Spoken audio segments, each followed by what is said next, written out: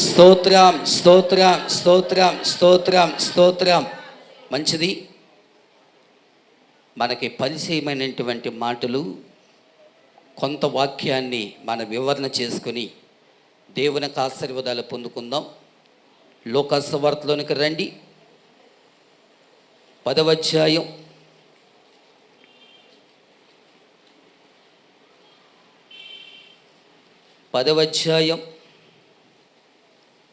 38 నుండి 42 వరకు. ఎవరు తీస్తే వాళ్ళు స్పీడ్గా చదవండి.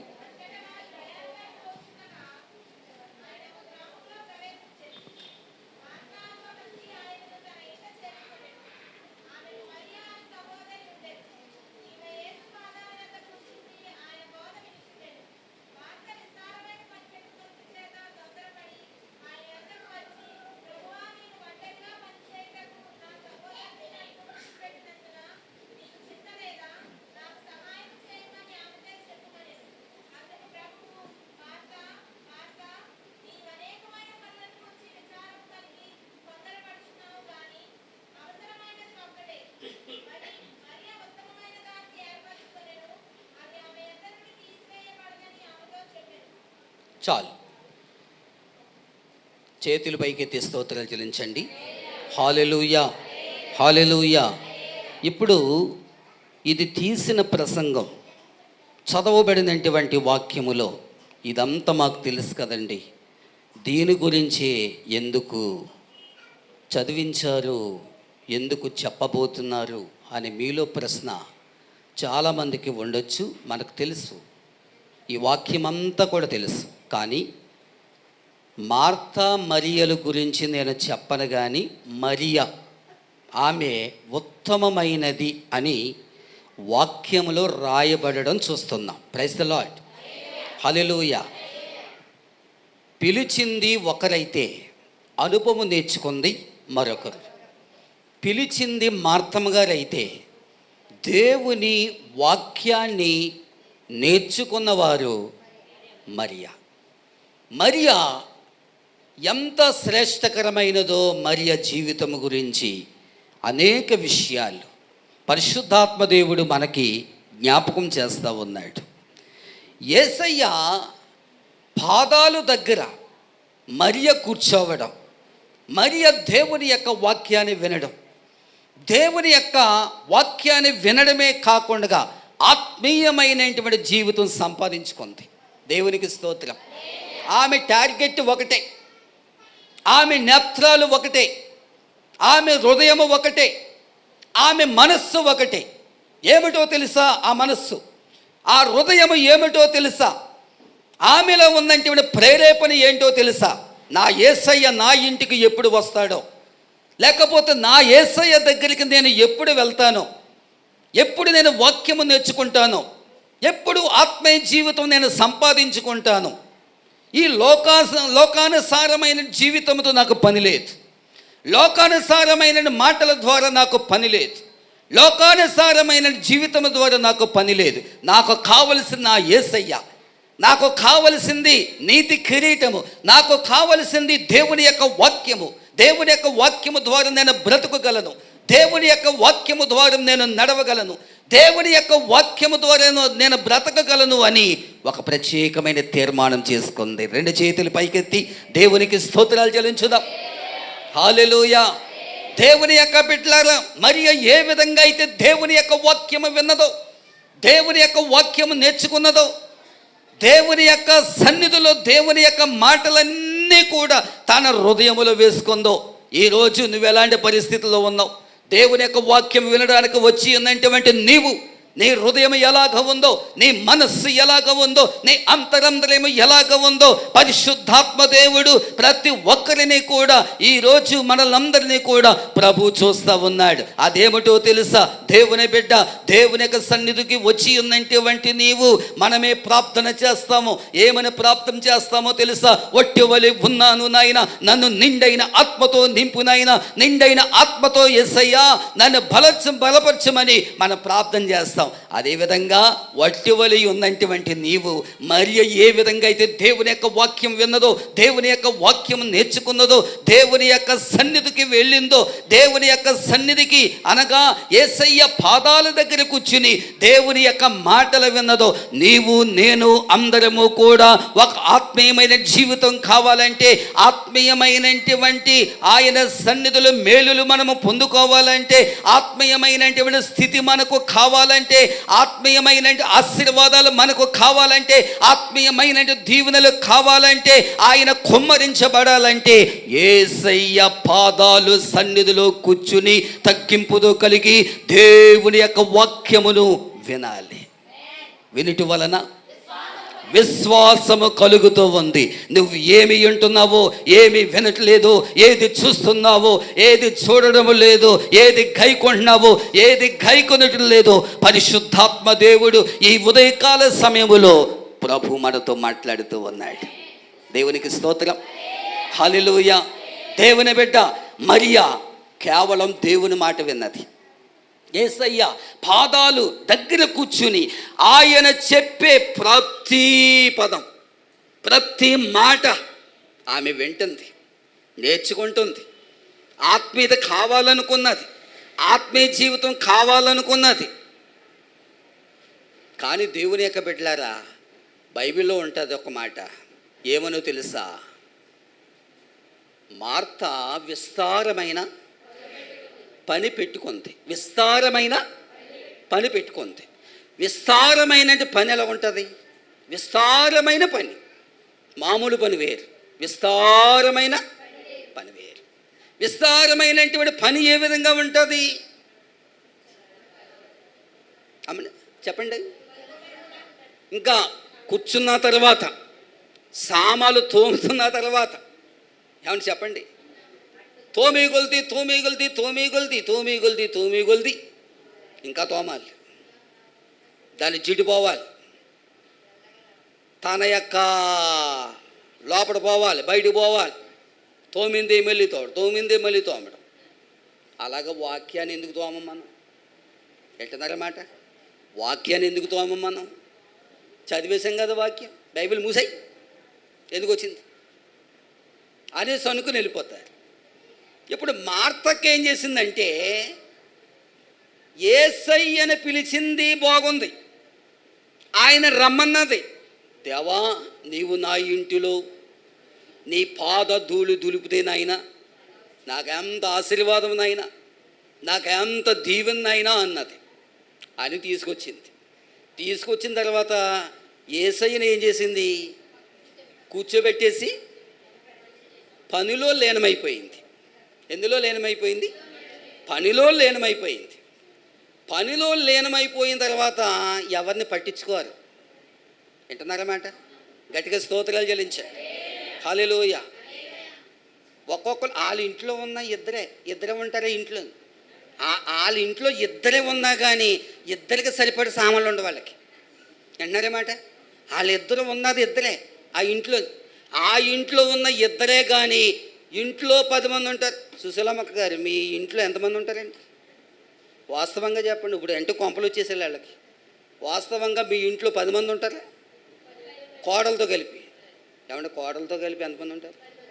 10 మంది పైన ఉంటారా? పిల్లలతోటి 10 మంది పైన ఉంటారు. అలాంటి అన్ని సామాన్లు ఉండాలి. వాళ్ళిద్దరికే ఎంత సామాను పెట్టుకుంటారు. రోడ్డు అంతా వెళ్తాయి. ఆ రోడ్డు మీద వేసేస్తారు సామాన్లు అండి. ఆ రోడ్డు మీద తీరుబాటుగా తోముతారు. ఏమ్మ చర్చగలవా? సామాన్లు ఉన్నాయక్క, ఎన్ని సామాన్లు ఉన్నాయి చూస్తున్నావు కదా, ఈ సామాన్లన్నీ తోముకోవాలి. వాళ్ళు ఉన్నది ఇద్దరే, వాళ్ళ ఇంట్లో ఉన్నది ఇద్దరే. సామాన్లు ఎంది ఎంత సామాను పెడతారు, ఎందుకు పెడతారో తెలియదు. తోమి అరగతోమి అప్పుడు తండ్రి యొక్కయు కుమారుని యొక్కయు పరిశుద్ధాత్మనామములు అయ్యగారు అంటారు కదా, అప్పుడు ప్రత్యక్షమవుతారు. వాళ్ళు ఎక్కడ? మందిరంలో ప్రత్యక్షమవుతారు. అప్పుడు ప్రత్యక్షం అయిన తర్వాత అయ్యగారండి ప్రార్థన అయిపోయిందండి, ఆరాధన అయిపోయిందండి, నా ప్రార్థన చేసేయండి, నేను వెళ్తానండి అంటారు. నువ్వు ఎందుకు వచ్చావు? ఏమి నేర్చుకున్నావు? నువ్వు ఆత్మీయ జీవితం సంపాదించుకోవాలనుకున్న నీవు ఆత్మీయ పాఠం నేర్చుకోవాలనుకున్నటువంటి నీకు తృష్ణ ఎలా ఉండాలి? అదే మరి ఆ ఆశ ఎలా ఉండాలి? ఆ ఆశ ఏ విధమైన ఆశ మనకు ఉండాలి? అందరికంటే నేను ఫస్ట్గా వెళ్ళాలి నాయన, అందరికంటే నేను ముందుగా వెళ్ళాలి నాయన, అందరికంటే నేను ముందుగా వెళ్ళి నాయన ఒకట్లో మాట్లాడాలి నాయన, బొమ్మల దగ్గర మాట్లాడాలి నాయన, సందుల్లో మాట్లాడాలి నాయన, గదిలో మాట్లాడాలి నాయన, గదిలో కౌరులు చెప్పుకోవాలి నాయన. ఇదే ఆశ? చెప్పండి, ఇదే ఆశ? మాట్లాడరు ఎవరన్నా? వాక్యం అయిన తర్వాత, ప్రార్థన అయిన తర్వాత మన ఇష్టం వచ్చినట్టుగా మాట్లాడుకుంటే ఎవరేమంటారండి? గట్టిగా స్తోత్రాలు చెల్లించండి. హల్లెలూయా. చాలామంది సగము వాక్యము అయిపోయిన తర్వాత, ఒరే తమ్ముడా అలా ఉంచలే నాయన, అలా ఉంచు, అవి పోతే పోయినలే, అలా ఉంచండి. గట్టిగా స్తోత్రాలు చెల్లించండి. హల్లెలూయా. కొంతమంది ఏంటంటే సగం ఆరాధన అయిపోయాక, సగం ప్రసంగం అయిపోయాక ప్రత్యక్షం అవుతారండి కరెక్ట్గా. ఇప్పుడు చూస్తామనండి, 12 గంటలకి నేను ప్రసంగం ఆమెననగానే ఇంకొకరు ప్రత్యక్షం అవుతారు, 12:15కు మరొకరు ప్రత్యక్షం అవుతారు. వాళ్ళు ప్రత్యక్షమయ్యే వరకు నేను ఉంటానా? చెప్పండి అమ్మా, మీరుంటారా? ఎవరు ఉండం. దేవునికి స్తోత్రం. ఇప్పుడు మరియమ్మకి ఆలోచన ఏ విధంగా ఉంది? మరియకున్నటువంటి తపన ఏంటి? మరియకున్నటువంటి ఆమె హృదయం ఎలాగ ఉంది? ఆమె మనస్సు ఎలాగ ఉంది? నేను దేవుని మాట వినాలి, దేవుని యొక్క వాక్యం వినాలి, ఆత్మీయత నాకు కావాలి, ఆత్మీయతలోకి నేను వెళ్ళాలి అన్న తపన మరియలో కలిగింది. దేవునికి స్తోత్రం. హల్లెలూయా. మొదటి పాయింట్ ఏంటో తెలుసా? యేసు పాదాల వద్ద కూర్చుని ఆత్మీయ సత్యాలు మరియ నేర్చుకుంది. Praise the Lord. హల్లెలూయా. రెండోది ఏంటో తెలుసా? దేవుని సన్నిధికి మరియ ప్రాధాన్యతనిచ్చింది. ఎవరికమ్మా? దేవుని యొక్క సన్నిధి ఎవరు ప్రాధాన్యతనిచ్చారు? ఎవరికి ప్రాధాన్యతనిచ్చింది? దేవునికి ప్రాధాన్యతనిచ్చింది. ఏంటి ప్రాధాన్యత అంటే, నాకు పనుల కంటే, నాకు కుటుంబం కంటే, నాకు చుట్టాల కంటే, బంధువుల కంటే ఎవరు ముఖ్యం అనుకుంది? దేవుని మాట నాకు కావాలి, ఆయన ముఖాన్ని నేను చూడాలి, ఆయన మనస్సు ఎలాగుందో, ఆయన హృదయం ఎలాగ ఉందో నేను చూడాలయింది, నేను చూడాలి. ఆనాటి దినాల్లో అందుకునే ఆ కాలంలోనూ వందలాది మంది ప్రజలు, వేలాది మంది ప్రజలు యేసయ్యను చూడడానికి కొంతమంది వెళ్తే, కొంతమంది ఏమో ఆయన ఉమ్ములో స్వస్థత ఉందంట, లేకపోతే ఆయన వస్త్రములో స్వస్థత ఉందంట, ఆయన రక్తములో శుద్ధి ఉందంట. ఈ విధంగా వందలాది మంది ప్రజలు, వేలాది మంది ప్రజలు వెళ్ళి యేసయ్యను చూసి, అద్భుతాలన్నీ కూడా చూసి వాళ్ళు స్వస్థత పొందుకొని వాళ్ళు వచ్చి సతికిలు పడలేదు, యేసయ్యను ఆరాధన చేశారు వారు. దేవునికి స్తోత్రం. హల్లెలూయా. ఈరోజు దేవుని యొక్క బిడ్డలారా, ఒక మరియ వలే మన గమ్యస్థానం ఏంటో తెలుసా?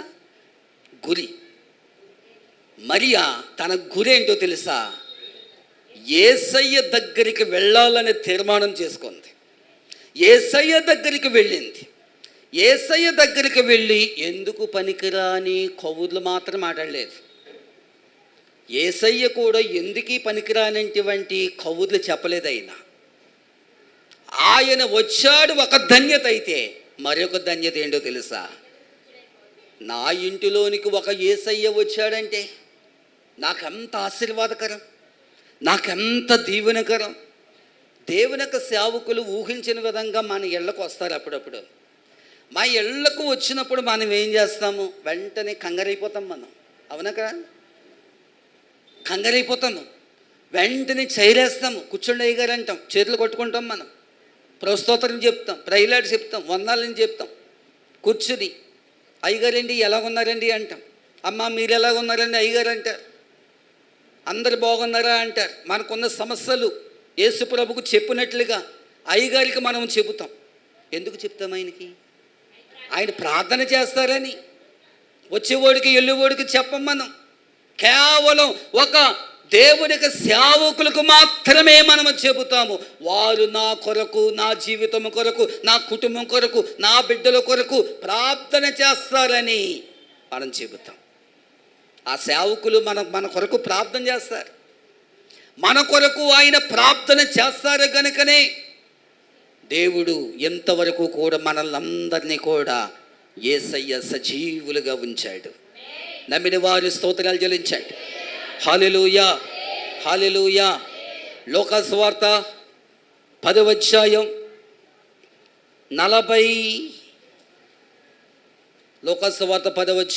41-42 చదవండి. అందుకు ప్రభువు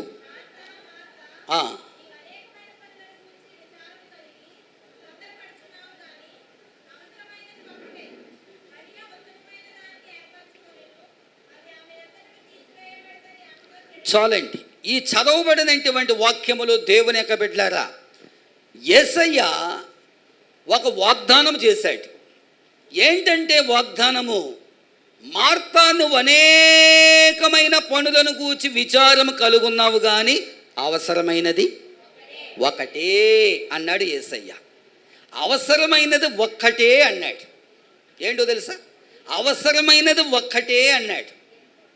ఈరోజు ఏ అవసరత కొరకు నీవు వచ్చావో, ఏ అవసరత కొరకు నువ్వు ఆశపడి వచ్చావో, ఆ అవసరను తీర్చబడినట్లుగా ఒకటి దేవుని కొరకు ఆశ కలిగి ఎదురు చూస్తాం. ఏ వాక్యము ప్రభు నాతో మాట్లాడతాడు? నా జీవితానికి, నా హృదయానికి, నాకు మనసు నెమ్మదినివ్వడానికి ఏ వాక్యమైతే నాతో ప్రభు మాట్లాడుతూ ఉంటాడో దానికి ముందే ప్రార్థన సిద్ధపాటుతో కలిగి ఉంటావు నువ్వు. దేవునికి స్తోత్రం, హల్లెలూయా. విశ్వాసులు చేసే ప్రార్థనలు బట్టి వాక్యము లోతైన అనుభవములోనికి వెళ్ళే అవకాశానికి సేవకులకు వస్తుంది. దేవునికి స్తోత్రం చెప్పండి, హల్లెలూయా. అందుచేత దేవుని యొక్క బిడ్డలారా, యేసయ్య సన్నిధిలో ఉన్నటువంటి మన టార్గెట్ ఒకటే, మన ఆశ ఒకటే, మన తీర్మానం ఒకటే. ఆ తీర్మానం ఏంటో తెలుసా? మరియా ఒకే ఒక్క అవసరమైనది, ఒకటే ఒకటి అవసరమైనది. మరియా ఉత్తమమైనది అన్నాడు యేసయ్య. స్తోత్రాలు చెల్లించండి, హల్లెలూయా. ఎందులో ఉత్తమమైనది? వాక్యములో ఉత్తమమైనది, నేర్చుకోవడంలో ఉత్తమమైనది, క్రమశిక్షణ కలిగి ఉండడములో ఉత్తమమైనది. ఆమెలో చెడు నేను చూడలేదు, ఆమెలో మంచితనము నేను చూశాను, ఆమె గుణము నేను ఎరుగుదును, ఆమె మనస్సు నేను ఎరుగుదును, ఆమె హృదయము నేను ఎరుగుదును అని యేసయ్య మరియ గురించి సాక్ష్యం చెప్తూ ఉన్నాడు. దేవునికి స్తోత్రం, హల్లెలూయా. ఒక మరియ వలె ఒక మంచి సాక్ష్యాన్ని నువ్వు ఇవ్వగలవా? ఒక మరియ వలె నీ జీవితము ఆశీర్వాదకరమైంది అని ఒక మంచి సాక్ష్యం నువ్వు ఇవ్వగలవా?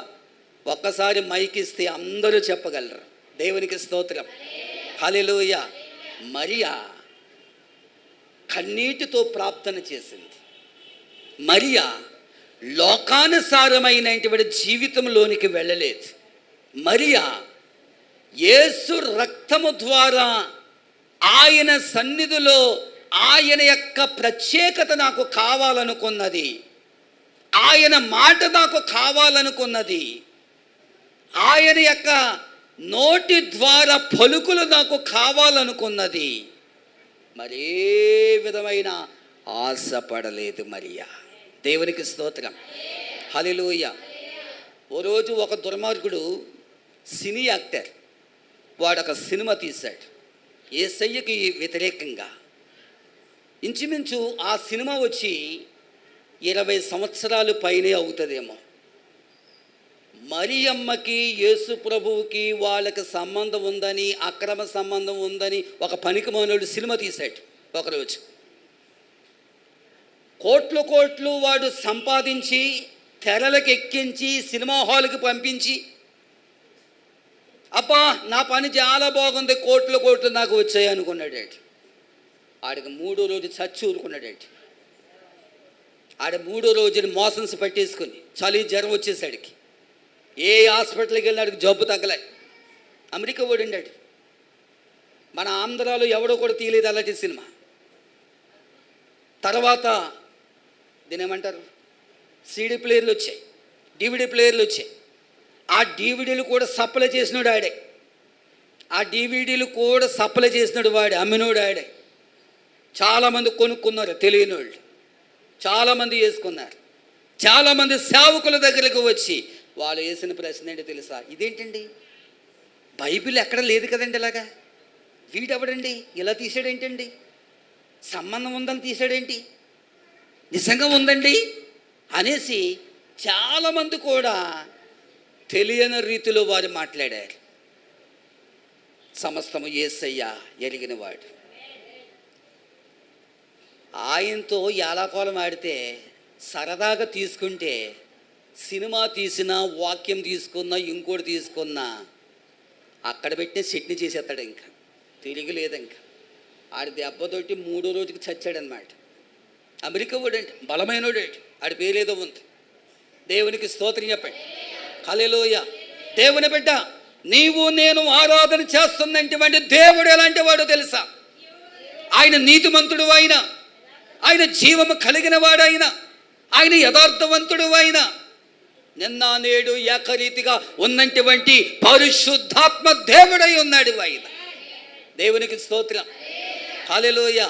అందుచేత దేవుని యొక్క బిడ్డలారా, రెండవదిగా మనము చూస్తే దేవుని యొక్క సన్నిధికి ప్రాధాన్యతనిచ్చింది ఎవరు? మరియా. దేవునికి ప్రాధాన్యతనిచ్చింది. నువ్వు షాపులోకి వెళ్ళినా, నువ్వు పనికి వెళ్ళినా, ఏ వృత్తిలోకి వెళ్ళినా, నువ్వు ఉద్యోగానికి వెళ్ళినా, దానికి ముందు మనం చేసేది ఏంటో తెలుసా? ప్రార్థన చేయాలి, వాక్యం చదవాలి. వాక్యం చదువుకున్న తర్వాతే, ప్రార్థన చేసిన తర్వాతే మన పనులు. Praise the Lord. హల్లెలూయా. మనము ప్రార్థన చేయాలి, ముందు వాక్యం చదవాలి, ప్రార్థన చేయాలి. దేవునికి ప్రాధాన్యం ముందు ఇచ్చిన తర్వాతే మనం ఏ పనైనా చేయాలి. దేవునికి స్తోత్రం. హల్లెలూయా. రాత్రుల్లో నిద్ర పట్టలేదు అనుకోండి, ఎందుకన్నాని ఏం చేస్తే బాగుంటుంది? అటు ఇటు దొల్లి కలలు కని, పనికిమాలిన కళలన్నీ కనేసి, వ్యర్థమైన కళలన్నీ కనెత్తి నిద్ర వచ్చేద్దా? చెప్పండి. ఏం చేస్తే వస్తుంది? నిద్ర వచ్చే వరకు కూడా ప్రార్థన చేయాలి. యేసయ్యా నీకు స్తోత్రం, నాయనా నీకు స్తోత్రం అనుకుంటూ ఉంటూ. నిద్ర వచ్చిందనుకో, అటు వాడిపో, అంతే, అటు వాడిపో, నీకు ఆటోమేటిక్గా నిద్ర వచ్చేద్ది, అంతే. దేవునికి స్తోత్రం చెప్పండి.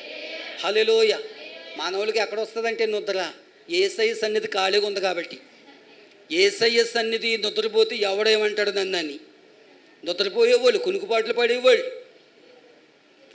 జోగివాళ్ళు, జారేసేవాళ్ళు. ఏమండి, దేవుని యొక్క సన్నిధి వేళకోళం చేస్తే వాడిని ఎలా చంపిందో ఉగ్రతకు గురవుతాం, జాగ్రత్తగా లేకపోతే కాక. Praise the lord. గట్టిగా స్తోత్రాలు చెల్లించండి.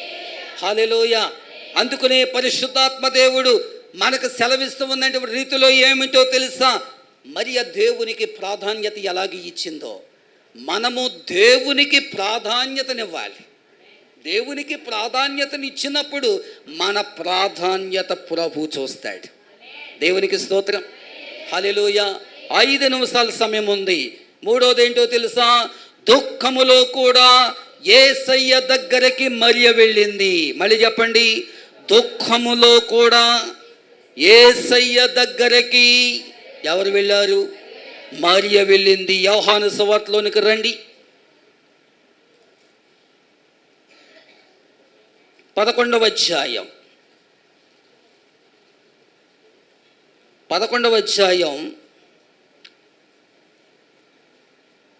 28 నుండి 32.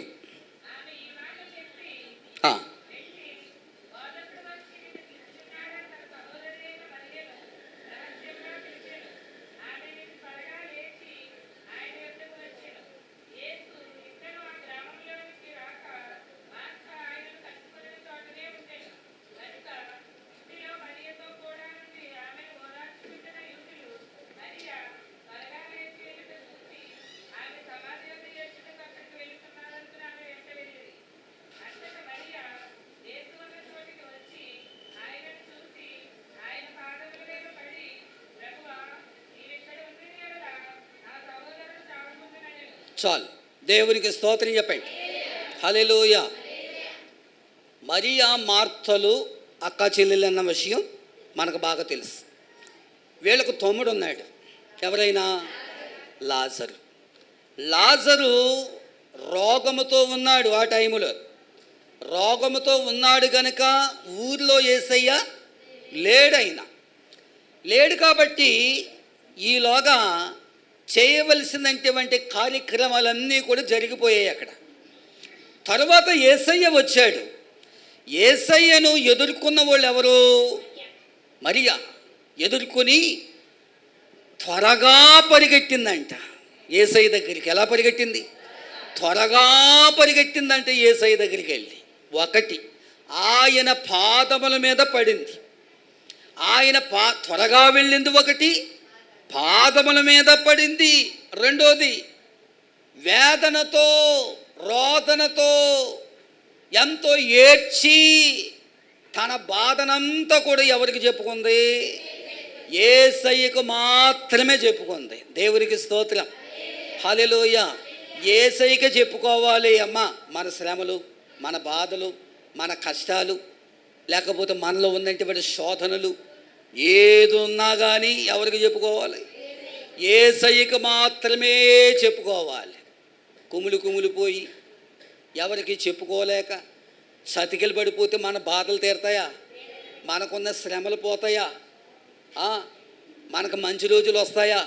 మనకు మంచి రోజులు రావాలంటే, లేకపోతే మన హృదయం శుద్ధి చేయబడాలంటే, లేకపోతే ఆయన సన్నిధిలో ఉన్నటువంటి మనము ఏదో పోగొట్టుకున్నట్లుగా మనము ఉంటే తీరది. మరి ఏం చేసింది? యేసయ్య దగ్గరికి పరిగెత్తుకుంటా వెళ్ళింది. దేవునికి స్తోత్రం. హల్లెలూయా. మనోళ్ళు ఏం చేస్తారు? కుళాయి దగ్గరికి పరుగులెడతారు పొద్దుటే. ఇంకెక్కడ పరుగులెడతారు? పని పథకం ప్రారంభించారు అనుకోండి, అధికారులు పరుగులెడతారు. 4 గంటలు లేసి 5 గంటలు లేసి టపా టపా టపా టపా అన్నం వండేసి పక్కనడేసేసి ఇంకా అర్జెంటుగా పరుగులెట్టుకుంటూ వెళ్ళిపోయి అక్కడ పనిలో లీనమయ్యి ఇవాళ కూడా సంతకాలు జరిగాయంట, ఇవాళ కూడా ఫింగర్లు వేశారంట, ఇవాళ కూడా పని పథకానికి వెళ్ళి ఆశ్రయించుకుని వచ్చారంట, ఇవాళ కూడా వీళ్ళు వచ్చారంటే ఎంత అద్భుతం తెలుసా? అద్భుతం అనేసి ఎందుకన్నానో తెలుసా? ఒకటి, ఆరాధన పాడవలేదు, అక్కడ వాళ్ళ సంతకం పాడవలేదు. గట్టిగా స్తోత్రాలు చెల్లించాలి. హల్లెలూయా. అలా ఆరాధన పాడవలేదు, సంతకం పాడవకుండా యేసు రక్తము ద్వారా వచ్చి ఇక్కడ మరలా ఆరాధన చేశారంటే ఎంత ధన్యత అండి బాబు! కొంతకాంత ధన్యత కాదు, ఎంతో శ్రేష్టకరమైనటువంటి ధన్యత. ఎందుకు మాటలు చెప్తున్నానో తెలుసా? పని పథకానికి పరుగులెడతారు, కుళాయిల దగ్గరికి పరుగులెడతారు, ఏ పనైనా పరుగులెడతారు. యేసయ్య దగ్గరికి పరుగులెట్టడానికి ఎందుకంత నీరసం? యేసయ్య దగ్గరికి పరిగెట్టడానికి ఎందుకు అంతా మనకి బద్ధకం? చెప్పండి. మనల్ని చేసినోడు ఎవరు? చెప్పండి అమ్మా. సృష్టించినోడు ఎవరు కదా? భోజనం పెట్టినోడు ఎవరు? బలం ఇచ్చినోడు ఎవరు? శక్తినిచ్చిన వారు ఎవరు? ఆయన మనం వెళ్తున్నామంటే, మనం వస్తున్నామంటే దాని కారకులు ఎవరు? ఒక నిమిషం అమ్మ, అయిపోయింది, ప్రసంగం అయిపోయింది. గట్టిగా స్తోత్రాలు చెల్లించాయి. హల్లెలూయా. అందుచేత దేవుని యొక్క బిడ్డలారా, ఈ మధ్యాహ్న కాల సమయంలో పరిశుద్ధాత్మ దేవుడు మనల్ని హెచ్చరించింది ఏంటో తెలుసా? దుఃఖములో, శ్రమలలో, వ్యాధులో, బాధలలో, ఎలాంటి ఇబ్బందులు వచ్చినప్పటికీ కూడా యేసును వదలకుండగా ఆయన రక్తముతో కడగబడి నీవు నిలబడగలవా? ఒకనొక సమయం ముందు సాక్ష్యం తీసుకుందాం మనం. ఎక్కడక అది చెప్పండి నాకు. బాప్తిసం తీసుకున్న తర్వాత అయ్యగారి ఎదుటి ఎన్నో సాక్ష్యాలు చెప్తాం మనం. ఎన్ని శోధనలు వచ్చినా మందిరం మానుకోకుండా ఉంటావా? పెట్టుకోకుండా ఉంటావా? ఎన్ని శ్రమలు వచ్చినా, శోధనలు వచ్చినా యేసును విడవకుండా నువ్వు ఉండగలవా? తీర్మానం చేసుకుంటాం. ఆ తీర్మానం ఎందుకు నిలబట్టలేదు? ఆ తీర్మానము ప్రతి ఒక్కరిలో కూడా ఎందుకు ఉండట్లేదు? మరి ఎలాగుందా? మరి ఏ విధంగా ఉందో తెలుసా? బాధలు, శ్రమలు, కన్నీరు యేసయ్యకు పంచుకొని యేసయ్య దగ్గర ఎంత శ్రేష్టకరమైన ఆరాధన చేసింది. దేవునికి స్తోత్రం, హల్లెలూయా. నంబర్ 1, యేసయ్య పాదాల వద్ద కూర్చుని ఆత్మీయమైన సత్యాలను మరియ నేర్చుకుంది. నంబర్ 2, దేవుని యొక్క సన్నిధికి ప్రాధాన్యతనిచ్చింది. నంబర్ 3, దుఃఖములో కూడా యేసయ్య దగ్గరకు మరియ వెళ్ళింది. నీవు కూడా అలాగే వెళ్ళాలి. నీవు కూడా అలాగే తీర్మానం చేసుకోవాలి. నీవు కూడా దేవుని యొక్క వాక్యము వినేటట్లుగా, దేవుని యొక్క వాక్యము చదివేటట్లుగా, దేవుని యొక్క వాక్యము ద్వారా నడిపించబడేటట్లుగా నీవు తీర్మానం చేసుకుంటే దేవుడు నిన్ను బలపరుస్తాడు, దేవుడు నిన్ను దీవిస్తాడు. ఈ వాక్యాన్ని మన వినికిడిలో ప్రభువు ఆశీర్వదించును గాక. తలలు వంచండి, కళ్ళు మూసుకోండి, చిన్న ప్రార్థన చేద్దాం. మా పరమ తండ్రి, నీ పరిశుద్ధమైన పాద సన్నిధిలో స్తోత్రాలు నాయనా. ఎంతవరకు మీరు మాతో మాట్లాడారు.